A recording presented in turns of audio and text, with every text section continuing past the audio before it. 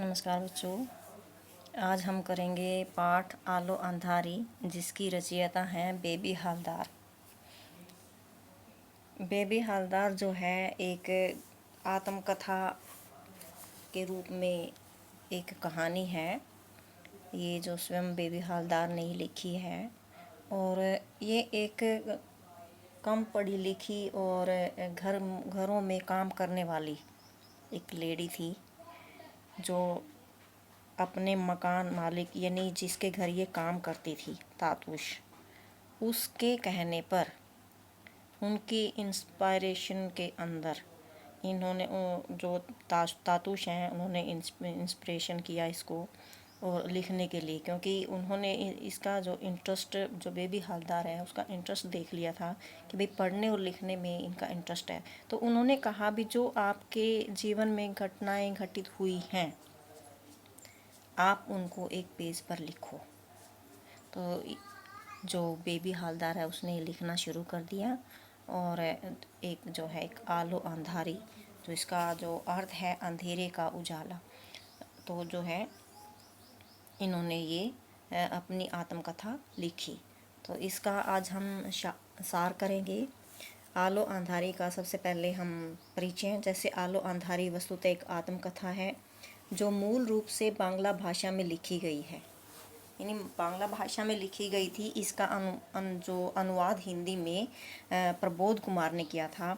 वस्तुतः बांग्ला भाषा में छपने से पहले ही उसका हिंदी अनुदित रूप प्रकाशित हो चुका था।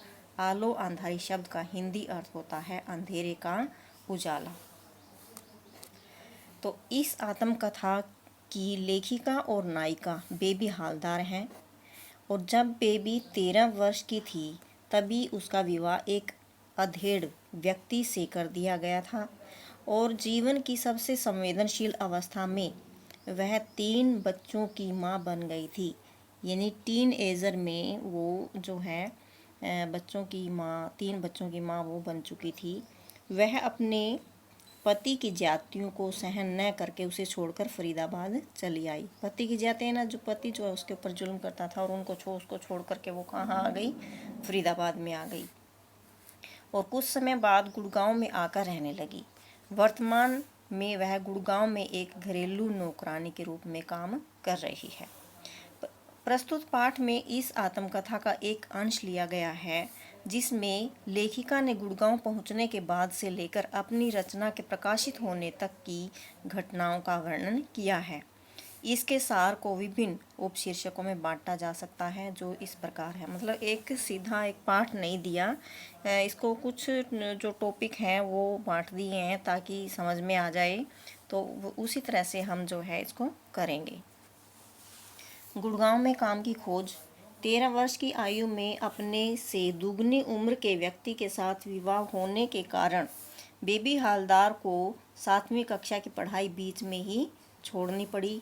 12-13 वर्षों तक पति की जातियां सहने के बाद वह दुर्गापुर से फरीदाबाद था, वहां से गुड़गांव चली आई। गुड़गांव में बेबी हालदार काम की तलाश में थी। 1.5 सप्ताह तक उसे कोई काम न मिला। वह किराए के मकान में रहती थी। उसके पड़ोसी उसके पति व बच्चों के बारे में पूछते, परंतु वह उनकी बातों पर ध्यान नहीं देती थी। अब पड़ोसी क्या है कि जो मतलब जो आसपास के लोग हैं वो पूछते कि तुम्हारा पति कहाँ है, तुम अकेली रहती हो, तुम कैसे रहती हो, क्या करते, मतलब हजारों प्रश्न जो है एक जो औरत, जो सिंगल औरत रहती है, तो उसके सामने ऐसे ऐसे प्रश्नों का सामना उसको करना पड़ता है। तो उसका एक परिचित सुनील, जो 30-32 वर्ष का था, मोटर चलाता था, वह बेबी को एक घर में काम दिलाने ले गया। मालिक ने बताया कि वह पहली वाली नौकरानी को 800 रुपये देता था। उसका काम देखने के बाद ही वह उसको वेतन देगा। सुबह 6-7 बजे काम पर आने की बात कहकर बेबी घर आ गई। अगले दिन वह काम पर पहुंची। जब मालिक ने पहली वाली नौकरानी को काम से निकाला तब उसने जाते जाते बेबी को भला बुरा कहा। मालिक ने बेबी को घर का सारा काम समझा दिया। अब वह वहां प्रतिदिन आकर घरेलू काम करने लगी। वह दोपहर तक काम पूरा करके घर चली जाती। अब बेबी के बच्चों की शिक्षा और व्यवस्था। एक दिन बेबी के मालिक ने उससे कहा कि वह अपने बच्चों को अगले दिन अपने साथ ले आए ताकि वह उन्हें किसी स्कूल में दाखिला करवा सके। उन्होंने बच्चों का दाखिला करवा दिया। अब बेबी ने घर का खर्च चलाने के लिए एक सस्ता मकान किराए पर ले लिया, जिसका किराया 500 रुपये महीना था। घर का खर्च चलाने के लिए बेबी दूसरे घरों में भी काम करना चाहती थी। वह अपने मालिक के मन में अपने प्रति स्नेह भाव देख चुकी थी, क्योंकि वे प्राय घर के कामों को स्वयं करने लग जाते थे। यानी जो घर के मालिक हैं वो मतलब उसको अपनी बेटी की तरह मानने लगे और जो है उसका काम में हाथ भी बटाने लगे थे। अब अगला है मालिक का आग्रह। एक दिन बेबी को बुलाकर उसके मालिक ने कहा कि मैं तुम्हारा बाप, भाई, माँ, बंधु सब कुछ हूँ। मेरे बेटों की तरह तुम भी हो, मुझे तातुश कहकर बुला सकती हो। अब बेबी भी उन्हें तातुश कहकर पुकारने लगी। एक दिन तातुश को पता चला कि बेबी ने मकान बदल लिया है। तातुश का परिवार। गुड़गांव में तातुश अपने छोटे बेटे अर्जुन के साथ रहते थे। उनका एक बेटा विदेश में रहता था। उनकी पत्नी व बेटा जब भी विदेश से घर लौटते तब वे बेबी व उसके बच्चों के लिए कोई सामान अवश्य लाते थे। तो इनके छोटा बेटा जो है अर्जुन है और उनका एक बेटा जो है विदेश में रहता है। कभी कभी जो है वो घर आता है। तातुश द्वारा दी गई प्रेरणा। एक दिन तातुश ने देखा कि बेबी बांग्ला भाषा की पुस्तक को उलट पुलट कर देख रही है। उसके पूछने पर उसने बताया कि वह छठी 7वीं तक पढ़ी है। अगले दिन तातुश के पूछने पर बेबी ने कई बांग्ला कवियों के नाम बता दिए। तब उन्होंने बांग्ला लेखिका तस्लीमा नासरीन की पुस्तक आमार में बेला देते हुए कहा कि वह पुस्तक को घर पर पढ़े। उसे घर में पुस्तक पढ़ते देख उसके पड़ोसी तरह तरह की बातें बनाते थे। एक दिन तातुश ने उसे एक पेन और कॉपी देते हुए कहा कि तुम्हें अपने जीवन की जितनी बातें याद आएं उन्हें इस कॉपी पर लिखते जाना। अब बेबी देर रात तक पुस्तक पढ़ती और कॉपी में अपने जीवन की बात लिखती। अब आगे है घर की समस्या। जिस घर में बेबी किराए पर रहती थी उसमें अनेक किराएदारों के लिए एक ही बाथरूम था। उसे वहां जाने में संकोच होता था। आस पड़ोस के लोग उससे तरह तरह के प्रश्न पूछते। वह अपनी सहेली सविता से कभी कभार मिलने चली जाती। कुछ लोग उसे बिना पति के देखकर उसे छेड़खानी करने का प्रयास करते। एक दिन मकान मालिक का बड़ा बेटा भी उसके घर पहुंचा। अतः उसने मकान बदलने का निर्णय ले लिया। तातुश के घर में रहना। एक दिन उसने आकर देखा कि उसका किराए का मकान टूटा पड़ा है। उसका सामान वहीं बिखरा पड़ा है। उसकी सहायता भोला नामक मुसलमान ने की, जो उसके पिता व भाइयों को जानता था। जब तातुश को यह बात पता चली तब उन्होंने अपनी घर की छत पर स्थित एक कमरा बेबी को दे दिया। बेबी बच्चों के साथ वहाँ रहने लगी। उसका बड़ा बेटा उसके साथ नहीं था, क्योंकि उसने उसे बहुत पहले काम पर लगा दिया था। जो बेबी का जो बड़ा बेटा है उसके साथ नहीं था, वो काम पर पहले ही लगा दिया था। अब उसे अपने बड़े बेटे का ठिकाना मालूम न था। तातुश ने उसके बच्चों के लिए आधा लीटर दूध भी लगवा दिया। वे बेबी और उसके बच्चों की खूब देखभाल करते। बेबी का बड़े बेटे से मिलन। कुछ दिनों से बेबी को उदास रहते देखकर तातुश समझ गए कि उसे अपने बड़े बेटे की याद आ रही है। उनके पूछने पर उसने बताया कि उसे नहीं पता उसका बेटा कहाँ रहता है। जो लोग उसे अपने साथ लेकर गए थे उन्होंने बेबी को उसके मालिक के घर का नंबर भी दिया था, परंतु वह जब भी वहाँ गई उसे वहाँ अपना बेटा नहीं मिला। उसे केवल इतना पता चला कि उसका बेटा दवाई की दुकान के यहाँ काम करता था। तातुश उसे समझा बुझाकर बाहर चले गए और 3 घंटे बाद लौटे। घर आकर वे किसी से फ़ोन पर बातें कर रहे थे। उन्होंने बेबी को बुलाकर फ़ोन उसे दे दिया। वह अपने ही बेटे की आवाज़ पहचान नहीं पा रही थी। बातें समाप्त होने के बाद जब बेटी अपने बेटे से मिलने गई तो उसने देखा कि वह पौधों में पानी दे रहा था। बड़ा बेटा अपनी माँ तथा बहन भाई से मिलकर खुश हुआ। उसने फ़ोन पर माँ से उसके घर का नंबर व पता कई बार पूछा, परंतु बेबी ने उसे इसलिए नहीं बताया क्योंकि वह सोचती कि यदि वह बिना कहे उससे मिलने तातुश के घर आ गया तो वे नाराज होंगे। एक दिन तातुश ने बेबी से कहा कि काली पूजा पर कुछ दिनों के लिए उसे यहाँ ले आओ। उन्होंने उसे कोई अच्छा सा काम सिखाने की बात भी कही। बेबी उनकी बातें सुनकर सोचती कि इतना तो मेरे माँ बाप ने भी मुझे कभी नहीं समझाया। तातुश ने उसे अपनी कॉपी में अपने जीवन से जुड़ी बातें लिखते रहने के लिए पुनः प्रेरित किया। एक दिन तातुश ने उससे कहा कि मैं एक शिक्षक था और मैं किसी बच्चे का जीवन इस तरह नष्ट होते नहीं देख सकता। बेबी अब अपने बड़े बेटे को भी अपने साथ रखने लगी। तातुश पर उसके परिवार का बोझ न पड़े यह सोचकर बेबी स्वयं कम खाना खाती थी। तातुश ने उसे अपने सामने ही खाना खाने के लिए विवश कर दिया। उन्होंने उसका वेतन भी बढ़ा दिया। अर्जुन व उसके बंधुओं का व्यवहार।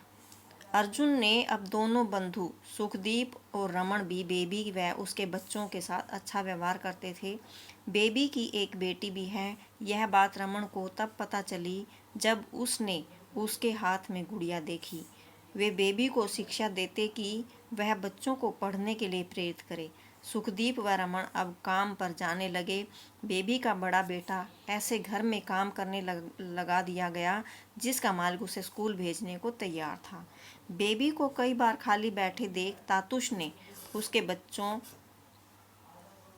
उसे अपने बच्चों के साथ निकट के पार्क में घूमने की आज्ञा दे दी। वहाँ अन्य घरों में काम करने वाली औरतें भी आती थी तथा वे बेबी से उसके पति व बच्चों के बारे में पूछती। बेबी उनसे दूर रहने का प्रयास करती। यहाँ उसका परिचय 20-22 साल की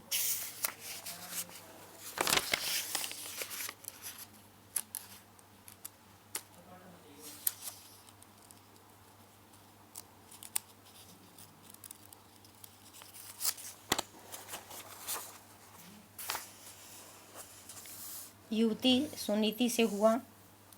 शीघ्र ही ये दोनों अच्छी सहेलियां बन गई। सुनीति भी उसकी तरह बंगाली थी। वह घरों के काम करती थी।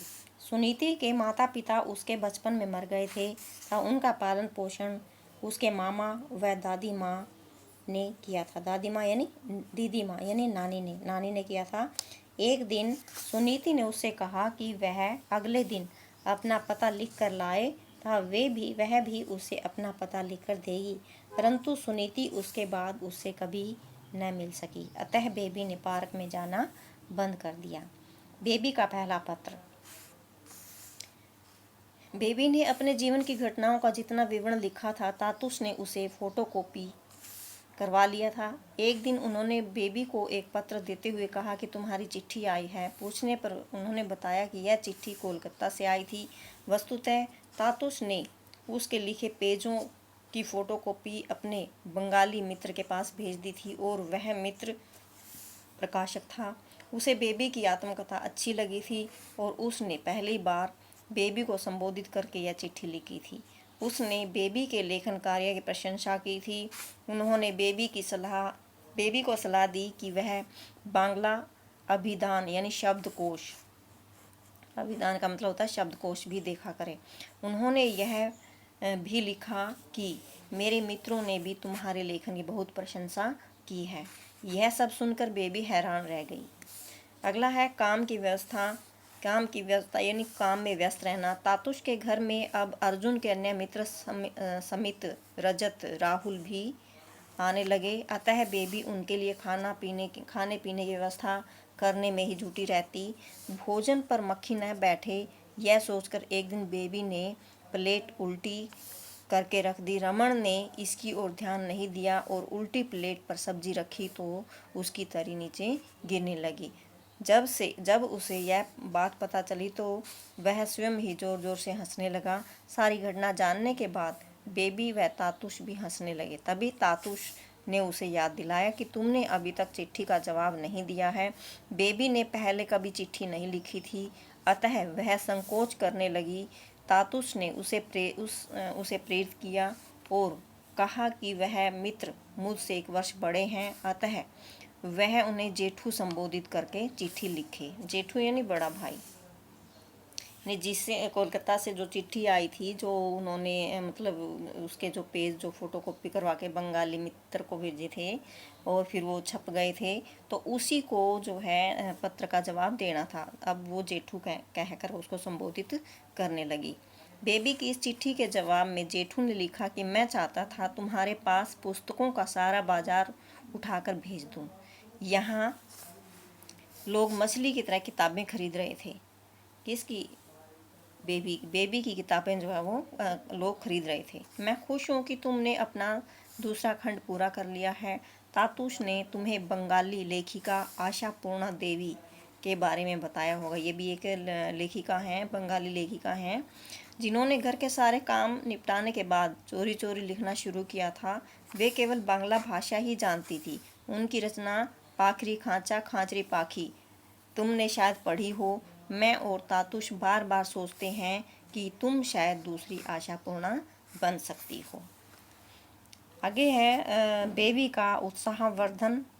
तातुश के एक अन्य मित्र रमेश बाबू जो दिल्ली में रहते थे, उसके अन्य मित्रों ने भी बेबी के लेखन कार्य की प्रशंसा की। वे उसके लेखन को एनी फ्रैंक की डायरी के समान मानते थे। इसी प्रकार जेठू की एक महिला मित्र शर्मिला भी बेबी को लिखने के लिए प्रेरित करती थी। शर्मिला महिला मित्र थी जो जेठू की, वो प्रेरित करती। वे उसे अपनी सहेली मानती थी। बेबी उनसे मिलना चाहती थी। एक दिन बेबी को कुछ तस्वीरें मिली जिनमें जेठू, शर्मिला व अर्जुन।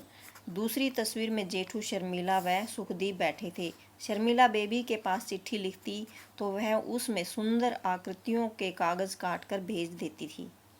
वह स्वयं भी लेखिका थी।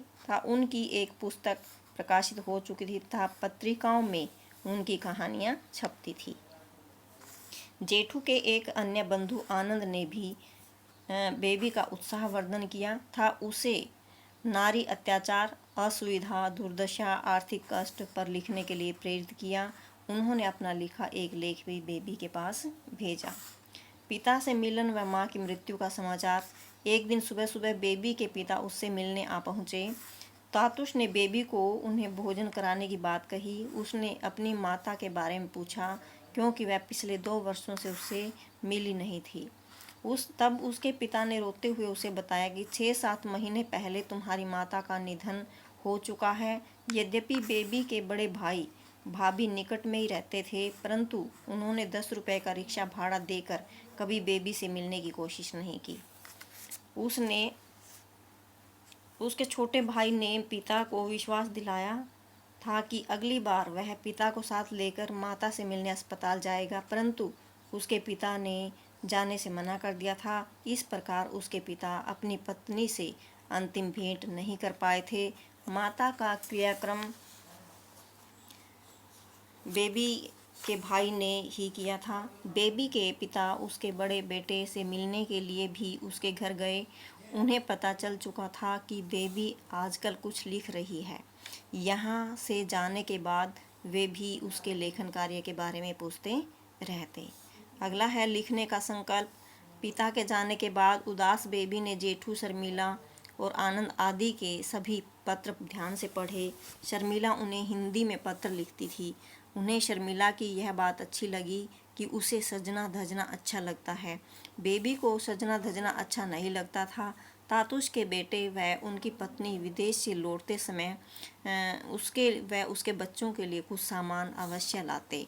यहाँ आने से पहले बेबी ने जब दुर्गापुर छोड़ा था, तब वह सोचती थी कि वह अपने सगे संबंधियों से दूर नहीं रह सकेगी, परंतु अब वह चाहती थी कि उससे मिलने कोई सगा संबंधी न आए। वह तातुश के परिवार व अपने बच्चों के साथ खुश थी। उसके बच्चे भी बड़े हो रहे थे। एक दिन उसकी लड़की ने पहले तो उसे अपनी पुस्तक की कविता सुनाने के लिए कहा और कविता सुनने के बाद वह हंसने लगी कि उसकी माँ इतनी बड़ी होकर भी कविता पढ़ती है। बेबी प्रतिदिन अखबार पढ़ने लगी। वह तातुश से शब्दों के अर्थ जानने की कोशिश करती। इस कारण वे अपना प्रिय अखबार द हिंदू ठीक से नहीं पढ़ पाते थे। अब बेबी को पढ़ना लिखना अच्छा लगने लगा। इसके साथ साथ बेबी को अच्छा खाना बनाना व खिलाना पसंद था। अर्जुन को उसकी पसंद के अनुसार वह चिकन बिरयानी, पुलाव, कबाब, आलू पराठा, पुदीना पराठा, चिकन सूप, प्याज सूप आदि बनाकर देती। दुर्गापुर में उसका पति उसकी इस बात से नाराज होता था क्योंकि वह अच्छा खाना बनाकर पड़ोसियों को देती थी। पहले लेख का प्रकाशन। एक दिन जब बेबी तातुश को चाय देने लगी तब उन्होंने उसे याद दिलाया कि इस घर में काम करते तुम्हें 1 वर्ष पूरा हो गया है। अब सोचकर यहाँ के अच्छे व बुरे अनुभव बताओ। बेबी ने उन्हें कोई उत्तर न दिया। वह अपनी माता को याद करके रोने लगी। तभी पड़ोसी ने आकर उन्हें एक पैकेट दिया और कहा कि डाकिया भूल से तुम्हारा यह पैकेट हमारे घर दे गया है। उस पर बेबी का नाम लिखा था। उसने खोलकर देखा कि उसमें एक पत्रिका थी जिसका शीर्षक था आलो अंधारी और उसके नीचे बेबी हालदार नाम लिखा था। अपना नाम पढ़कर उसका मन खुशी से हिलोरे मारने लगा। उसे जेठू की बात याद आ गई कि वह भी आशा पूर्णा की तरह घर के काम निपटाकर अच्छा लिख सकती है। वह खुशी से भरकर ऊपर गई और अपने बच्चों को वह पत्रिका दिखाई। अपनी माँ का नाम पढ़कर बच्चे बहुत खुश हुए। शीघ्र ही उसे तातुश की याद आई और उसने तुरंत नीचे आकर तातुश के पांव छूकर उन्हें प्रणाम किया और उन्होंने भी उसके सिर पर हाथ रखकर उसे आशीर्वाद दिया। तो बच्चों, ये था पाठ आलो अंधारी। आपको पाठ समझ में आ गया होगा। तो पूरा वीडियो देखने के लिए धन्यवाद।